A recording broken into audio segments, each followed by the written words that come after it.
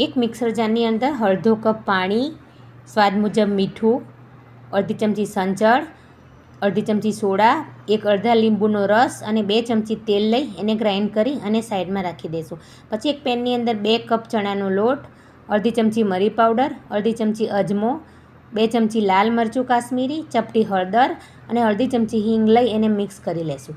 Mix કરી અને જે પાણી આપણે ગ્રાઇન્ડ કરીને રાખ્યું હતું એનાથી આપણે થોડું થોડું નાખતા જશું અને લોટ બાંધતા જશું. લોટ આ રીતના થઈ જાય મિક્સ કરી અને ખૂબ મસળી લેવાનું છે. લોટ તૈયાર થાય એટલે એના 2 ભાગ કરી લુઓ બનાવીને 2 ભાગ કરી લેશું અને એક ભાગને આ રીતના કરી અને પછી મસળતા જશું. આ રીતના પાણી લેતા જવાનું થોડું થોડું અને લોટને મસળી લેવાનું છે તેલ અને પાણીથી.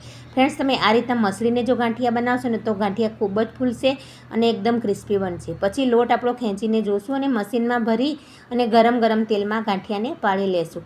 તો ફ્રેન્ડ્સ, તમે આ રીતે બનાવશો ને તો ગાંઠિયા તમારા પોચા અને એકદમ ફૂલશે. તો તૈયાર છે ફરસાણની દુકાને ટક્કર મારા તેવા તીખા ગાંઠિયા. ફ્રેન્ડ્સ, એકવાર બનાવીને એન્જોય કરજો. વિડીયો ગમે તો લાઈક કરજો.